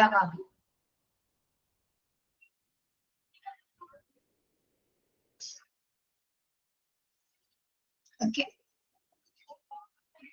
പേടിയാണ് പിള്ളേരെ, വേറൊന്നല്ല. ചില പിള്ളേര് റെക്കോർഡഡ് ക്ലാസ് ഒക്കെ കയറി കഴിഞ്ഞ് കണ്ടിട്ട് നിങ്ങളിപ്പോ ലൈവിൽ ഇത് ചോദിക്കും എന്തെങ്കിലും ഉണ്ടെങ്കിൽ മനസ്സിലായി. റെക്കോർഡഡ് ക്ലാസ്സിൽ കാണുന്ന കുട്ടികള് എന്തെങ്കിലും കണ്ടപ്പോൾ തന്നെ എന്തെങ്കിലും അത് എന്താണെന്ന് പോലും ചിന്തിച്ചിട്ടുണ്ടാവില്ല, അപ്പോൾ തന്നെ വിളിച്ച് അവിടെ ഇവിടേക്ക് ഇങ്ങനെ പറഞ്ഞു കഴിയും. അത് ആ ടീച്ചേഴ്സിനെ ഏത് രീതിയിലാണ് ബാധിക്കണേന്ന് അവർ ചിന്തിക്കുന്നില്ല. അതാണ് നമ്മുടെ ക്ലാസ്സിൽ എന്തെങ്കിലും വിഷയം ഉണ്ടെങ്കിൽ ആ ക്ലാസ് തീർന്നേക്കും ഞങ്ങൾ ചോദിക്കാറുണ്ട്, എന്തെങ്കിലും പറയാനുണ്ടോ, എന്ത് സംശയമുള്ളോ എന്ന് വീണ്ടും എത്ര വട്ടം ചോദിക്കാറുണ്ട്. അപ്പൊ ആരും മിണ്ടില്ല.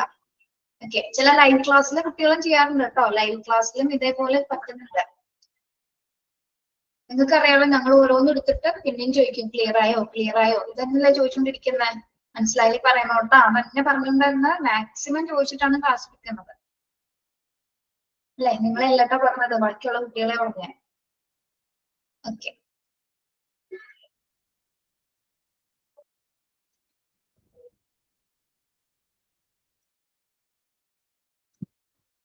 പിന്നെ നമ്മുടെ ക്ലാസ്സുകൾ എല്ലാ ദിവസത്തെ പോലെ എല്ലാവർക്കും എടുക്കാൻ പറ്റില്ല. ഓരോ ദിവസത്തിന്റെ പ്രത്യേകതകളുണ്ട് അല്ലെ. ചിലപ്പോൾ നല്ല ഫ്ലോയിൽ എടുക്കാൻ പറ്റും, ചില സമയത്ത് ഒന്ന് സ്റ്റക്ക് ആവും. ഇപ്പൊ എന്തെങ്കിലും ഹെൽത്ത് ഇഷ്യൂസോ എന്തെങ്കിലും, എപ്പോഴും മനുഷ്യൻ മെന്റലി ഒക്കെ ആയിരിക്കണമെന്നുണ്ടാവില്ല അല്ലെ. അപ്പൊ ചില സമയങ്ങളിൽ ചില ക്ലാസ്സുകൾ കുറച്ച് ബോറാണ്. ചില ടോപ്പിക്സിന്റെ അടിസ്ഥാനത്തിൽ നമുക്ക് ചിലപ്പോൾ ക്ലാസ്സുകൾ ഒരു സുഖം തോന്നില്ല അല്ലെ. ചില ദിവസങ്ങളിൽ നല്ല രീതിയിൽ ക്ലാസ്സുകൾ പോകും. ഓക്കെ, എന്നെ സംബന്ധിച്ചിടത്തോളം H22 എന്നൊരു ബാച്ച് ഉണ്ട് കേട്ടോ. അവിടെ ക്ലാസ് എടുത്താല് അവിടെ ഒരു വല്ലാത്തൊരു പ്രത്യേകതയാണ് ആ ക്ലാസ്സിന്. എന്താണെന്നറിയില്ല, നമുക്കൊരു ഭയങ്കര ടെൻഷൻ ഫ്രീ ആയിട്ട് അവിടെ ക്ലാസ് എടുക്കും. നമ്മൾ ഇന്ററപ്റ്റ് ചെയ്യില്ല കുട്ടികളെ. അതാണ് ആ ക്ലാസ്സിന്റെ ഏറ്റവും പ്രത്യേകത. അതേപോലെ പറയുമ്പോഴേക്കും പെട്ടെന്ന് അത്യാവശ്യം ക്യാച്ച് ചെയ്യും. നമ്മളെ ഒരു തരത്തിൽ ബുദ്ധിമുട്ടിക്കില്ല. ഇഷ്ടംപോലെ സംസാരിക്കട്ടെ അവര് ഭയങ്കര ഇന്ററാക്റ്റീവ് ആയിട്ടൊരു ക്ലാസ്സാണ്. ഭയങ്കര ഫീൽ ഫ്രീ ആയിട്ട് നമുക്ക് ക്ലാസ് എടുക്കാൻ പറ്റും. ടെൻഷൻ എല്ലാ ടീച്ചർമാരും ക്ലാസ് എടുക്കുന്നുണ്ടാവും, എന്നാൽ പോലും ആ ക്ലാസ്സിന് ഒരു പ്രത്യേകതയാണ്. എനിക്കൊരു 3 പീരീഡ് ആ ക്ലാസ്സിൽ തന്നെ ഉണ്ട്. അപ്പൊ ഒരു വല്ലാത്ത കുട്ടികൾ, അത്യാവശ്യം പിള്ളേരുണ്ടാവും ക്ലാസ്സിൽ. ഒരു 60 എന്നും ഒരു 60-62 മേലെ കുട്ടികൾ എപ്പോഴും ഉണ്ടാവും ക്ലാസ്സിൽ. നല്ലൊരു ബാച്ചാണ്. അപ്പൊ ചില ക്ലാസ്സുകൾ മാത്രം അങ്ങനെ ഉള്ളൂ. പിന്നെ ചിലതിൽ ഇങ്ങനെ ടീച്ചേഴ്സിന് ഇട്ട് ആവശ്യമില്ലാത്ത ക്വസ്റ്റ്യൻ, ഇതിൽ പഠിക്കാത്ത ഭാഗത്തുള്ള ക്വസ്റ്റ്യൻസ് ഒക്കെ ചോദിക്കും. ചില കാര്യങ്ങൾ നമുക്ക് ചിലപ്പോൾ നമ്മൾ ഡോക്ടേഴ്സ് ഒന്നുമല്ലല്ലോ, പഠിപ്പിക്കുന്ന ടീച്ചേഴ്സ് ആണ്. ചില ഹോസ്പിറ്റലിലെ ചില സിറ്റുവേഷൻസ് ഒക്കെ ചോദിക്കുമ്പോൾ ഞാനൊരു ദിവസം ചോദിച്ചിട്ടുണ്ട്, ഞാൻ ഡോക്ടർ അല്ലാട്ട് ഇത് പറഞ്ഞു തരാനായിട്ട്. കാരണം അത്തരം പ്രൊസീജിയേഴ്സ് ഒന്നും നമുക്ക് അറിയില്ല. പ്രാക്ടിക്കലി ചെയ്യുന്ന കാര്യം നമുക്ക് അറിയാൻ പറ്റില്ല അല്ലെ. തിയറി ബേസ്ഡ് ആയിട്ടുള്ള കാര്യം നമ്മൾ പഠിക്കുന്നത്. ചില കുട്ടികൾക്ക് അങ്ങനെ ഒരു സ്വഭാവം ഉണ്ട്, അത് നമ്മൾ നടക്കാൻ വേണ്ടി ചോദിക്കുന്ന ആൾക്കാരുണ്ട് അല്ലെ. പക്ഷെ നമ്മൾ എങ്ങനെയെങ്കിലുമൊക്കെ പറഞ്ഞു കൊടുക്കും. എന്നിരുന്നാൽ പോലും ടീച്ചേഴ്സിനെയൊക്കെ അങ്ങനെ ചെയ്യുന്നത് എത്ര നല്ല കാര്യമല്ല. അതൊക്കെ ഒരു തമാശയായിരിക്കും, പക്ഷെ അത് മറ്റുള്ളവർക്ക് എത്രത്തോളം ഹേർട്ട് ചെയ്യുമെന്നാണ്. ചില കുട്ടികളോട് പറയാം, അത് ചോദിക്കേണ്ട കാര്യമില്ലല്ലോ, അത് ടെക്സ്റ്റിൽ പോലും പറയുന്നില്ല, അത് ഓൾറെഡി നമ്മൾ മറ്റു ചാപ്റ്റർ പഠിച്ചിട്ടുണ്ടെന്നൊക്കെ പറയുകയും ചെയ്യും ചില കുട്ടികൾ. പക്ഷെ ചിലവരുണ്ട്, എന്തുകൊണ്ടാണോ എല്ലാ മനുഷ്യരും ഇതേപോലെ അല്ല അല്ലെ, എന്തുകൊണ്ടായിരിക്കും. നിങ്ങൾ നല്ല പിള്ളേരാണ്ടോ, നിങ്ങളിങ്ങനെ എല്ലാവരും ഇൻട്രോവേർട്ട് ആയപ്പോ ഒരു കാറ്റഗറിയാണ് നിങ്ങൾ. ഇതാണെങ്കിൽ ഉണ്ടായിരിക്കുന്നത്. ഇവിടെ നേരിട്ട് വരുമ്പോഴെങ്കിലും ഒന്ന് മിണ്ടണം കേട്ടോ, നേരിട്ട് കാണുമ്പോഴെങ്കിലും മിണ്ടണം. മനസ്സിലായോ ക്യാപിറ്റൽ എക്യുപ്മെന്റ്? നിവൃത്തികേട് കൊണ്ട് പലതും പറയുന്നതാണ് കേട്ടോ. പല ടീച്ചർമാർക്കുള്ള അനുഭവങ്ങളാണ്. ചില കുട്ടികൾ കേറി കഴിഞ്ഞാൽ നമ്മളിട്ട് കഷ്ടപ്പെടുത്തി കളയും. നമ്മുടെ നോർമലി നമ്മുടെ സ്കൂളിൽ ഇങ്ങനെ ഉണ്ടാവില്ലേ, ക്ലാസ് മുറിയിൽ ഇങ്ങനെ ഏറ്റവും ബാക്ക് ബെഞ്ചസിൽ കുറച്ച് പ്രശ്നങ്ങൾ ഉണ്ടാവും. അത് പിന്നെ ക്ലാസ്സിലാണ് നിൽക്കും. ഇത് ഓഫീസിൽ വിളിക്കും, PR ഓഫീസിൽ വിളിക്കും, സ്റ്റുഡൻസ് ഓഫീസിൽ വിളിക്കും. അങ്ങനെ എല്ലായിടത്തും വിളിച്ച് കംപ്ലൈന്റ് ചെയ്യും. എന്തെങ്കിലും ചെറിയൊരു മിസ്റ്റേക്ക് ആയിരിക്കും, പക്ഷെ ഫാസ്റ്റ് ഹോൾ ഫാമിലിനെ അങ്ങ് വിളിച്ചില്ലേ, അങ്ങനെ ചെയ്യുന്ന ആൾക്കാരുണ്ട്. ക്ലാസ്സിൽ പറയേണ്ട കാര്യം ഉണ്ടാവുള്ളൂ, പക്ഷെ അത് അത്തരം സിറ്റുവേഷൻസ് ഒക്കെ ധരിപ്പിക്കുന്നവർ അത്തരം ചിന്താഗതികളുള്ള കുട്ടികളാണ്. ഇങ്ങനാവട്ടെ. ക്യാപിറ്റൽ എക്യുപ്മെന്റ് മനസ്സിലായോ? ഹോസ്പിറ്റലിൽ ഏറ്റവും മേജർ ആയിട്ടുള്ള നമ്മൾ ഏറ്റവും കൂടുതൽ പൈസ കൊടുത്ത് വാങ്ങിക്കുന്ന ഒരു ഉപകരണങ്ങളാണ് ക്യാപിറ്റൽ എക്യുപ്മെന്റ്സ് എന്ന് പറയുന്നത്. ഒരിക്കലും നോൺ റിപ്പീറ്റേറ്റീവ് ആയിട്ടുള്ള പർച്ചേസ് നടത്താൻ പറ്റാത്ത സാധനങ്ങളാണ്. ഓക്കെ, ഇതിന് പറയുന്ന മറ്റൊരു പേരാണ് എന്താ, മെഡിക്കൽ ഫിനാൻഷ്യൽ ടേംസിൽ പറയുന്നതാണ് ഫിക്സ്ഡ് അസറ്റ്. അത് പഠിക്കണം കേട്ടോ. 4ാമത്തെ പോയിന്റ് ഒന്ന് ടിക്ക് ചെയ്യാം കേട്ടോ. Okay, next, hospital equipment management consist of 5 points. Hospital equipments മാനേജ്മെന്റുമായി ബന്ധപ്പെട്ടിട്ടുള്ള കുറച്ച് കാര്യങ്ങളാണ് നമ്മൾ പറയുന്നത്. നമ്മളൊരു ഹോസ്പിറ്റൽ എക്യുപ്മെന്റ് വാങ്ങുന്നതിന് മുൻപായിട്ട് അതുമായി ബന്ധപ്പെട്ടുള്ള കൃത്യമായ ഒരു പ്ലാനിങ് ഉണ്ടായിരിക്കും, അല്ലെ? യെസ്, പ്ലാൻ ചെയ്തിട്ടാണ് നമ്മൾ ഏത് തരം ഉപകരണങ്ങളും സെലക്ട് ചെയ്യുന്നത്. പിന്നെ എന്താണ്, പ്ലാൻ ചെയ്തതിനു ശേഷം നമ്മൾ പർച്ചേസ് ചെയ്യുന്നു. ദെൻ പർച്ചേസ് ചെയ്ത സാധനങ്ങൾ നമ്മൾ എന്ത് ചെയ്യും, maintenance of the equipment. Purchase ചെയ്ത സാധനത്തിന് എന്തെങ്കിലും മെയിൻ്റനൻസ് ഉണ്ടെങ്കിൽ നമ്മൾ അത് എന്ത് ചെയ്യുന്നു, കൃത്യമായ രീതിയിൽ അതിനെ പരിപാലിക്കുന്നു, അല്ലെങ്കിൽ അതിനെ മെയിൻറ്റെയിൻ ചെയ്യുന്നു. Then utilisation of equipment. Utilisation of equipment എന്താണ്? യൂട്ടിലൈസേഷൻ ഓഫ് എക്യുപ്മെന്റ് എന്താണ്? യൂട്ടിലൈസേഷൻ അല്ലെ,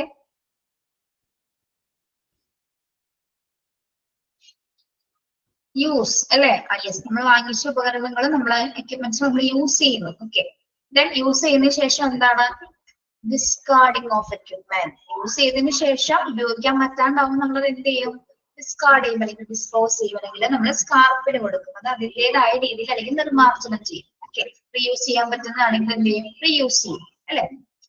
ഹോസ്പിറ്റൽ എക്യുപ്മെന്റ് മാനേജ്മെന്റ് നടക്കുന്നത് ഈ 5 സ്റ്റെപ്സിലൂടെയാണ്. എക്യുപ്മെന്റുമായി ഏത് എക്യുപ്മെന്റ് വാങ്ങിക്കണമെന്ന് പ്ലാൻ ചെയ്യുന്നു, അത് പർച്ചേസ് ചെയ്യുന്നു, അതിന്റെ മെയിൻ്റനൻസ് ചെയ്യുന്നു, അതിനെ നല്ല യൂട്ടിലൈസ് ചെയ്യുന്നു, യൂസ്ഫുൾ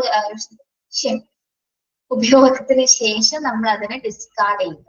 ഓക്കെ, എന്ത് സാധനങ്ങൾ ഇപ്പൊ ഹോസ്പിറ്റലിലും വീട്ടിലാണെങ്കിൽ ഇങ്ങനെയൊക്കെ തന്നെയല്ലേ നമ്മൾ ചെയ്യുന്നത്. അങ്ങനെ നോക്കിയാൽ മതി കേട്ടോ. അങ്ങനെ എക്സാമ്പിൾ സഹിതം ചിന്തിച്ചാൽ നമുക്കത് കണക്ട് ആയി പഠിക്കാൻ പറ്റും. ഓക്കെ, ഇനി അത് കഴിഞ്ഞിട്ടില്ല, ഇനി ഇത് എങ്ങനെയാണെന്നുള്ളതിന്റെ ഇതിന്റെ വിശദീകരണങ്ങൾ വരുന്നുണ്ട്. ഓക്കെ, ഫസ്റ്റ് വൺ എന്താണ് നമ്മൾ പഠിച്ചത്, ഹോസ്പിറ്റൽ എക്യുപ്മെന്റ് മാനേജ്മെന്റിൽ ഫസ്റ്റ് എന്താണ്, പ്ലാനിങ് ഫോർ ദ എക്യുപ്മെന്റ്. നമ്മൾ ആദ്യം പ്ലാൻ ചെയ്യാൻ പോവാണ് കേട്ടോ. To choose the alternatives and select a best one, important point is felt needed. അപ്പൊ ഫസ്റ്റ് ഹോസ്പിറ്റലിൽ നമ്മൾ ഒരു എക്യുപ്മെന്റ് വാങ്ങുന്നതിന് മുമ്പായിട്ടുള്ള ആദ്യത്തെ സ്റ്റെപ്പ് എന്ന് പറഞ്ഞാൽ എന്താണ്, പ്ലാനിങ് ആണ്. പ്ലാനിങ്ങിന്റെ ഭാഗമായിട്ട് നമ്മൾ എന്ത് ചെയ്യുന്നു, പല മാർഗങ്ങളിലൂടെ നമ്മൾ ഏറ്റവും മികച്ച ഒരു സപ്ലയറെ കണ്ടെത്തും, അല്ലെ? ആരെയാണ് നമ്മൾ ഏറ്റവും ബെസ്റ്റ് വൺ വാങ്ങിക്കുന്നതിന് വേണ്ടിയിട്ട് നമ്മൾ മികച്ച സപ്ലയറെ നമ്മൾ ആദ്യം കണ്ടെത്തും. ഓക്കെ, അതാണ് to choose the alternatives and select the best one. Okay, choose ചെയ്യുന്ന ശേഷം എന്താണ്, നമ്മൾ നല്ലൊരു പല മാർഗങ്ങളിലൂടെ പല സപ്ലയറിനെ കണ്ടെത്തിയതിനു ശേഷം പർച്ചേസിങ് ആൻഡ് എക്യുപ്മെന്റ് പർച്ചേസ് ചെയ്യുന്നു. അതിന് 9 സ്റ്റെപ്പ് ഉണ്ട് കേട്ടോ. ഇതിന് ഒരു വല്ലാത്തൊരു ചാപ്റ്റർ അല്ലേ. ഓരോ സ്റ്റെപ്പിൽ നിന്ന് വേറെ സ്റ്റെപ്പിലേക്ക് ഇങ്ങനെ വിട്ടു പോയിക്കൊണ്ടിരിക്കുകയല്ലേ. നിങ്ങൾക്കൊരു കണക്ഷൻ കിട്ടുന്നുണ്ടോ പിള്ളേരെ? എന്ത് ചോദിച്ചാലും പിന്നെ മിണ്ടൂല. ചില സമയം എനിക്ക് പാവം തോന്നും മിണ്ടാതിരിക്കുമ്പോ, അറിയാനിട്ടാണോ ദൈവമേ മിണ്ടായിരിക്കുന്നത്, എന്താണെന്നൊന്നും അറിയാൻ പറ്റില്ല. Okay, purchasing and equipment 9 step ഉണ്ട്. അതിൽ ഫസ്റ്റ് സ്റ്റെപ്പ് എന്നതൊന്നും ചിരിക്കുകയും ചെയ്യടക്ക്, കണ്ണും പൊത്തിരിക്കാണ്ട് ചിരിക്കുക. പെണ്ണിന് ഇങ്ങനെ കണ്ണു പൊത്തിയ സ്മൈലൊക്കെ അയക്കുന്നുണ്ട്. To forecast the demand, to source of fund, decision makers, suppliers, information generation, then comparative study, financial tools, purchase, installation. ഇങ്ങനെ 10 സ്റ്റെപ്പ് ഉണ്ടാവും.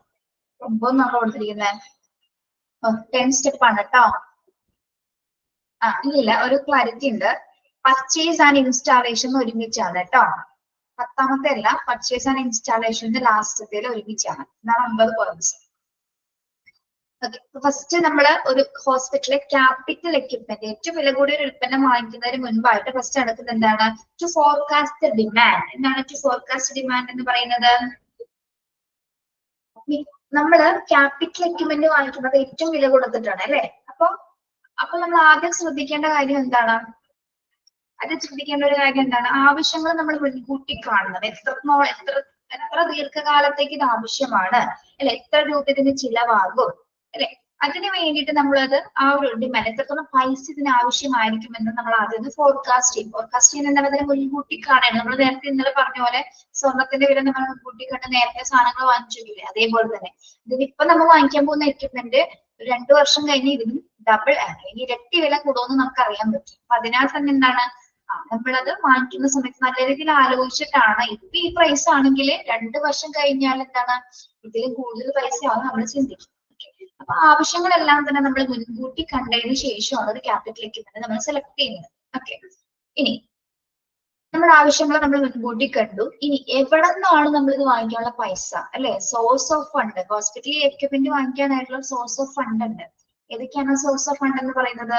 ഒന്ന് ഹോസ്പിറ്റൽ ലോൺസ് ഉണ്ട് അല്ലെ, പിന്നെ ഡിപ്രീസിയേഷൻ ഫണ്ട്. ഓരോന്നേ പറഞ്ഞുതരാം കേട്ടോ. Depreciation fund, hospital accumulated profit, specific purpose fund. അങ്ങനെ 4 category fund ഹോസ്പിറ്റലിൽ ഉണ്ട് ഒരു ക്യാപിറ്റൽ എക്യുപ്മെന്റ് വാങ്ങിക്കാനായിട്ട്. ഇതിൽ ഏതെങ്കിലും വേണമെങ്കിലും നമുക്ക് തിരഞ്ഞെടുക്കാം. ഒന്ന് എന്താണ്? ലോൺസ് അല്ലെ, ഹോസ്പിറ്റൽ എക്യുപ്മെന്റ്സ് എടുക്കാനായിട്ടുള്ള ലോൺസ് മുഖാന്തരം നമുക്ക് എടുക്കാവുന്നതാണ്. ഈ ഡിപ്രീസിയേഷൻ ഫണ്ട് എന്ന് പറയുന്നത് എന്താണ്? ഡിപ്രീസിയേഷൻ അതായത് പുതിയ സാധനങ്ങൾ വാങ്ങിക്കാനുള്ള, അതായത് നിലവിലുള്ള അസറ്റിന് മൂല്യശോഷണം സംഭവിക്കുമ്പോഴാണ് നമ്മൾ ഇത്തരം ഫണ്ടുകൾ ക്രിയേറ്റ് ചെയ്യുന്നത്. പുതിയ സാധനങ്ങൾ വേണ്ടി വാങ്ങിക്കാൻ മാത്രമായിട്ട് നമ്മളൊരു ഫണ്ട് ക്രിയേറ്റ് ചെയ്യും. മനസ്സിലായോ? യെസ്, അതിനുവേണ്ടി മാത്രം ഒരു ബഡ്ജറ്റ് പ്രിപ്പയർ ചെയ്തിട്ട് അതിന് മാറ്റി വെക്കും. അതായത് ഏറ്റവും ക്യാപിറ്റൽ ആയിട്ടുള്ള എക്യുപ്മെന്റ്സ്, പുത്തൻ സാധനങ്ങൾ വാങ്ങിക്കാൻ വേണ്ടി മാത്രമുള്ള ഫണ്ട്സ് ആണ് ഡിപ്രീസിയേഷൻ ഫണ്ട്സുകൾ എന്ന് പറയുന്നത്. ഓക്കെ, ഇനി അതേപോലെ തന്നെ ഹോസ്പിറ്റൽ അക്യുമുലേറ്റഡ് പ്രോഫിറ്റ്സ്. എന്താണ് ഹോസ്പിറ്റൽ അക്യുമുലേറ്റഡ് പ്രോഫിറ്റ് എന്ന് പറയുന്നത്? ഹോസ്പിറ്റലിലേക്ക് വന്നു ചേരുന്ന കുറച്ച് ലാഭങ്ങളുണ്ട് അല്ലെ, അതിൽ നിന്നൊരു ഫണ്ട് ഉണ്ടായിരിക്കും നമുക്ക് അല്ലെ. ഉണ്ടാവില്ലേ? ഹോസ്പിറ്റലിൽ ലാഭം ഉണ്ടാവാറില്ലേ?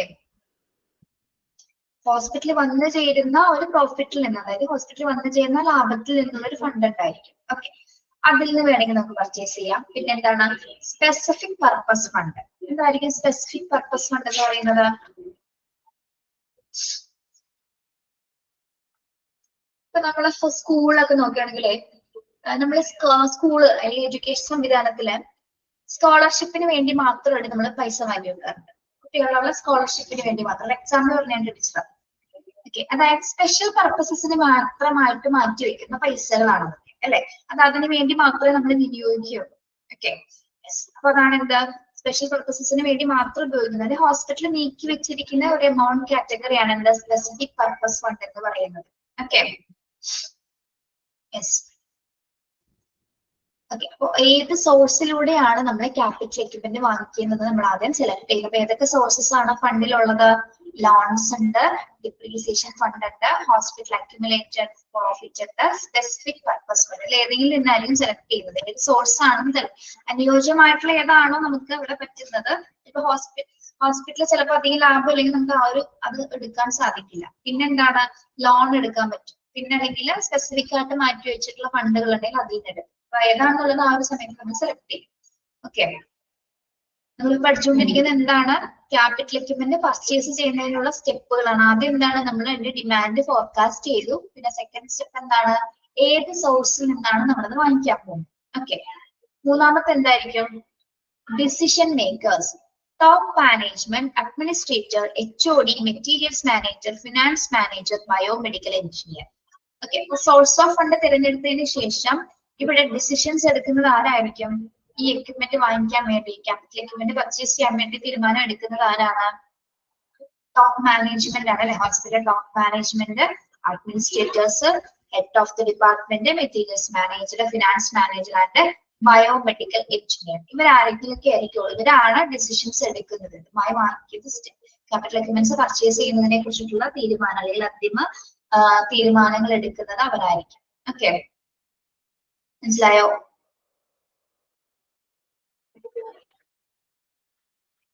Okay. Then suppliers. നമ്മള് തീരുമാനങ്ങൾ എടുത്തതിന് ശേഷം സപ്ലയേഴ്സിനെ നമ്മൾ തിരഞ്ഞെടുക്കുന്നു അല്ലെ. സപ്ലയേഴ്സിനെ ഐഡന്റിഫൈ ചെയ്യുന്ന പ്രക്രിയയാണ് അടുത്ത സ്റ്റെപ്പ് എന്ന് പറയുന്നത്. സപ്ലയേഴ്സിനെ ഐഡന്റിഫൈ ചെയ്തതിന് ശേഷം പിന്നെ ഒരു കാര്യം പറഞ്ഞു വിട്ടുപോയി. ഈ ഡിസിഷൻ മേക്കേഴ്സിലെ അല്ലെങ്കിൽ ഇവരുടെ എല്ലാവരുടെ തീരുമാനപ്രകാരം മാത്രമേ നമുക്ക് ഒരു മെറ്റീരിയൽസ് പ്രത്യേകിച്ച് ക്യാപിറ്റൽ എക്യുപ്മെന്റ്സ് എടുക്കാനായിട്ട് സാധിക്കുള്ളൂ. അതായത് ഇവർ ആരെങ്കിലുമൊക്കെ ഒരു കൺസേൺ ആവശ്യമാണ്. പ്രധാനമായിട്ട് അവരുടെ ഒരു തീരുമാനത്തിന്റെ അടിസ്ഥാനത്തിലാണ് നമ്മളത് ഇത്തരത്തിലെ എക്യുപ്മെന്റ്സ് എടുക്കാനായിട്ട് അവർ ഓക്കെ പറഞ്ഞാൽ മാത്രമേ നമുക്കത് എടുക്കാൻ സാധിക്കുള്ളൂ. ഓക്കെ. പിന്നെ അതിനുശേഷം നമ്മൾ സപ്ലയേഴ്സിനെ ഐഡന്റിഫൈ ചെയ്യുന്നു. പിന്നെ അതിനുശേഷം എന്താണ് information generation. Information from expert and persons who deal with it. നമ്മൾ ഇൻഫോർമേഷൻ ജനറേറ്റ് ചെയ്യുന്നു. എന്താണ് ഇൻഫോർമേഷൻ ജനറേറ്റ് ചെയ്യുന്നു പറയുന്നത്? കുറച്ചുകൂടി എക്സ്പേർട്ട് ആയിട്ടുള്ള ആൾക്കാർ അല്ലെ, എക്സ്പേർട്ട് ആയിട്ടുള്ള പേഴ്സൺസിൽ നിന്നൊക്കെ നമ്മൾ ഇത്തരം സാധനങ്ങൾ വാങ്ങിക്കാൻ പോവാണ്. എക്യുപ്മെന്റ് ക്യാപിറ്റൽ എക്യുപ്മെന്റ് പർച്ചേസ് ചെയ്യുന്ന സമയത്ത് ഇത്ര എമൗണ്ട് കൊടുക്കുന്ന സമയത്ത് വെറുതെ പോയി വാങ്ങിക്കാൻ പറ്റില്ല അല്ലെ. ഇപ്പൊ എന്താണ് കുറച്ചുകൂടി എക്സ്പേർട്ട് ആയിട്ടുള്ള ആൾക്കാരുമായിട്ട് നമ്മൾ അന്വേഷിക്കും അല്ലെ. ഈ ഒരു എക്യുപ്മെന്റ്സിന് ഇന്ന രീതിയിലാണോ വിപണിയിൽ പ്രൈസ് ചെയ്തത്, എത്രത്തോളം നമുക്ക് ക്വാളിറ്റി ആയിട്ട് ഉപയോഗിക്കാം, ദീർഘകാലം എങ്ങനെയൊക്കെ ഉപയോഗിക്കാൻ പറ്റും എന്നുള്ളൊരു ടെക്നിക്കൽ ആയിട്ടുള്ള വശങ്ങളൊക്കെ നമ്മൾ എന്താണ് എക്സ്പേർട്ട് ആയിട്ടുള്ള പേഴ്സൺസ് നമ്മൾ ചോദിച്ചറിയാം. അത്ര ഇൻഫർമേഷൻസ് ഒക്കെ നമ്മളൊന്ന് കളക്ട് ചെയ്യും. ഓക്കെ, അതാണ് അടുത്ത സ്റ്റെപ്പ് എന്ന് പറയുന്നത് കേട്ടോ. അഞ്ചാമത്തെ മനസ്സിലായോ? അഞ്ചാമത്തെ സ്റ്റെപ്പ്.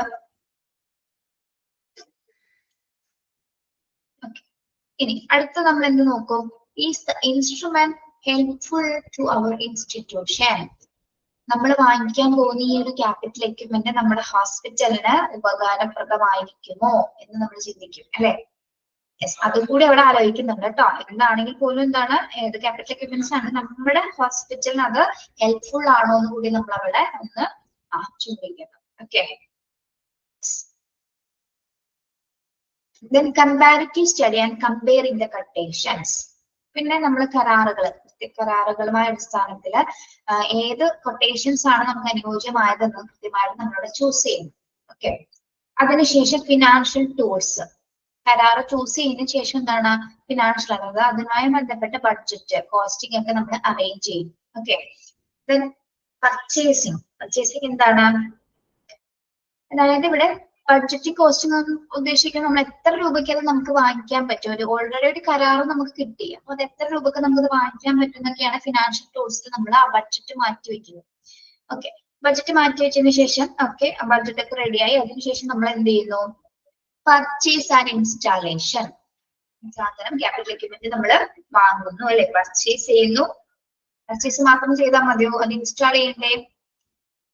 ഇൻസ്റ്റാൾ ചെയ്യണം അല്ലെ. പർച്ചേസ് ഇൻസ്റ്റാളേഷൻ ആണ് ലാസ്റ്റ് സ്റ്റെപ്പ് എന്ന് പറയുന്നത്. നമ്മൾ വാങ്ങിച്ച മെറ്റീരിയൽ, വാങ്ങിച്ച ക്യാപിറ്റൽ എക്യുപ്മെന്റ് നമ്മൾ എന്ത് ചെയ്യുന്നു? ഇൻസ്റ്റാൾ ചെയ്യുന്നു. AC for some equipment. ചില എക്യുപ്മെന്റ്സുകൾക്ക് എന്ത് ആവശ്യമാണ്?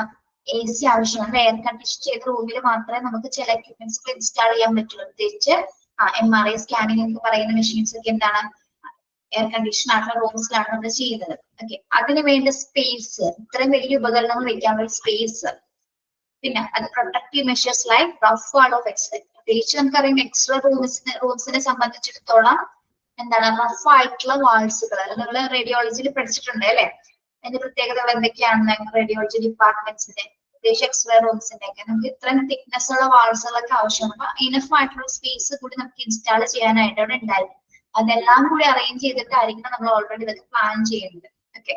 അപ്പൊ അങ്ങനെ വാങ്ങിച്ച മെറ്റീരിയൽസ് നമ്മൾ ഇൻസ്റ്റാൾ ചെയ്യുന്നതും കൂടി എന്താണ് ചില മെറ്റീരിയൽസിന് എന്താണ് എയർ കണ്ടീഷൻ ചെയ്ത റൂംസുകൾ ആവശ്യമാണ്, ചിലതിന് ആവശ്യമായിരിക്കില്ല. പക്ഷെ ചിലതിന് എന്താണ് എക്സ്ട്രാ സ്പേസ് വേണ്ടുള്ള എക്യുപ്മെന്റ്സിലായിരിക്കും നമ്മൾ കൊണ്ടുവരുന്നത്.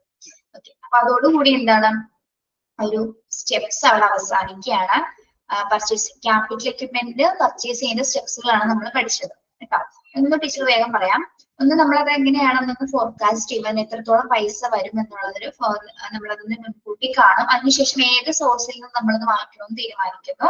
അതിനുവേണ്ടി ഹോസ്പിറ്റലിൽ പല പല ഫണ്ടുകളുണ്ട്. ആ ഫണ്ടിൽ ഏതെങ്കിലും നമ്മൾ ചൂസ് ചെയ്യും. ദെൻ ഡിസിഷൻ മേക്കേഴ്സിന്റെ തീരുമാനങ്ങൾ എടുത്തിട്ട്, അതായത് ടോപ്പ് മാനേജ്മെന്റ് മുതൽ ബയോമെഡിക്കൽ എഞ്ചിനീയർ വരെ എടുക്കുന്ന ആ ഒരു ടീമിൽ നിന്ന് അവർ തീരുമാനം എടുത്താൽ മാത്രം, അവർ ഓക്കെ പറഞ്ഞാൽ മാത്രമേ നമുക്ക് വാങ്ങിക്കാൻ പറ്റുള്ളൂ. പിന്നെ സപ്ലൈസിനെ ഐഡന്റിഫൈ ചെയ്യും. പിന്നെ എന്താണ് എക്സ്പേർട്ടുമായിട്ടൊന്ന് സംസാരിച്ച് ഇൻഫർമേഷൻസ് ഒക്കെ കറക്റ്റ് ആയിട്ടൊന്ന് അന്വേഷിക്കുന്നു. പിന്നെ എന്താണ് ഈ ഒരു എക്യുപ്മെന്റ് നമ്മുടെ ഹോസ്പിറ്റലിന് ഉപകാരപ്രദമാണോ എന്ന് ചിന്തിക്കുന്നു. പിന്നെ എന്താണ് കൊട്ടേഷൻസ് സ്വീകരിക്കുന്നു, അതിന് വേണ്ടിയുള്ള ബഡ്ജറ്റുകൾ കോസ്റ്റ് ഒക്കെ അറേഞ്ച് ചെയ്യുന്നു, സാധനം പർച്ചേസ് ചെയ്യുന്നു, ആവശ്യാനുസരണം അത് ഇൻസ്റ്റാൾ ചെയ്യുന്നു. ഓക്കെ, ഇൻസ്റ്റാൾ ചെയ്യുമ്പോൾ ചിലതിന് AC ഉള്ള റൂംസുകളായിരിക്കും, ചിലതിന് ഇനഫ് ആയിട്ടുള്ള സ്പേസ് ഉണ്ടായിരിക്കും. ഓരോ എക്യുപ്മെന്റ്സിന്റെ പ്രത്യേകത അനുസരിച്ച് വ്യത്യാസം വരും. ഓക്കെ, നമ്മൾ പഠിച്ചത് എന്താണ്, ക്യാപിറ്റൽ എക്യുപ്മെന്റ് പർച്ചേസ് ചെയ്യുന്നതിനുള്ള 9 സ്റ്റെപ്പുകളാണ് കേട്ടോ. ഓക്കെ, ക്ലിയർ ആണോ പിള്ളേരെ?